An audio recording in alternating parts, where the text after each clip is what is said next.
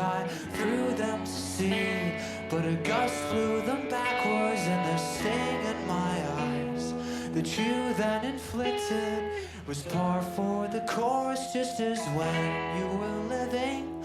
It's no stretch to say you were not quite a father, but a donor of seeds to a poor single mother that would raise us alone. We never saw the money that went down your throat through the hole in your belly.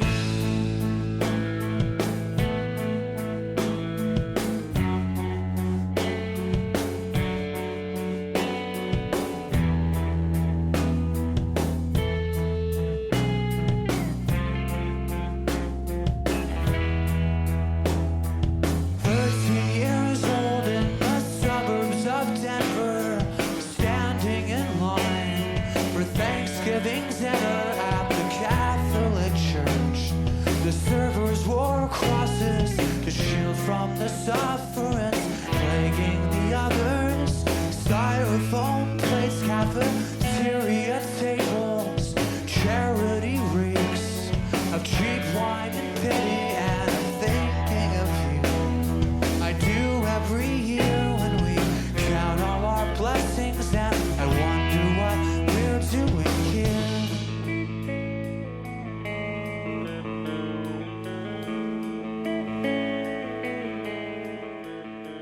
We had a really good friend who lost his father. His dad was one of those guys who was never really there, you know, like he was kind of more concerned with his own, you know, trials and tribulations than, you know, raising a family. To kind of pay my respects to my friend, I went up to his funeral, and I was really kind of taken with how everybody in the room knew that this guy was not a very nice man, and he hadn't treated his family very well.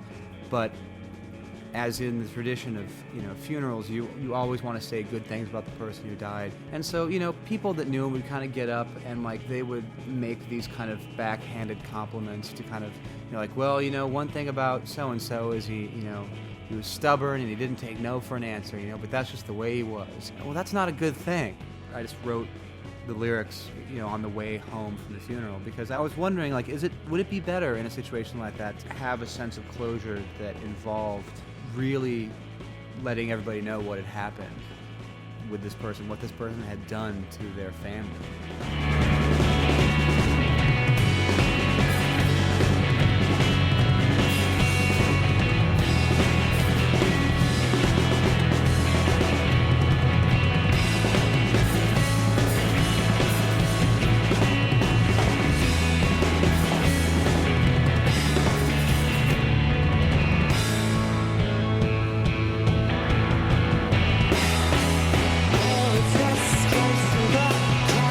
Of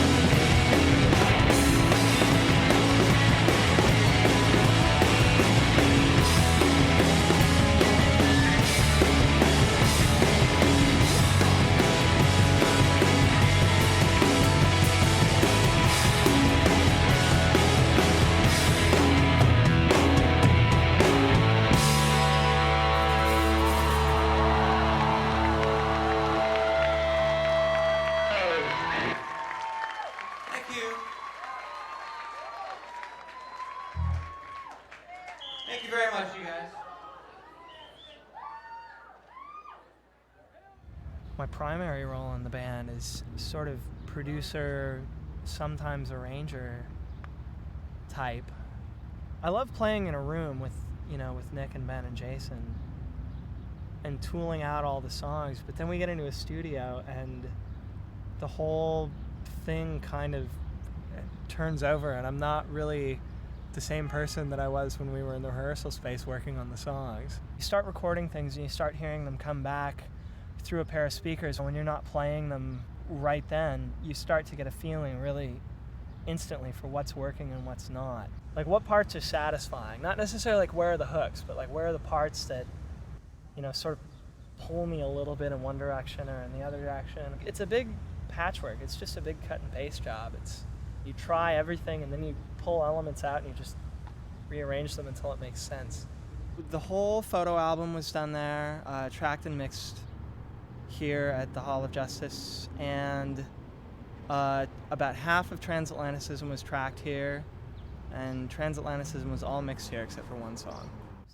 Transatlanticism is the first record where basically all of everybody's ideas went down and then we just sorted through them later. I think it's a much more cinematic way to approach a record. Instead of approaching it from a real nuts and bolts, practical, like we know what works and we're just going to stick to that sort of perspective. Just trying everything, just bleeding all over the tape and then cleaning up what's not necessary.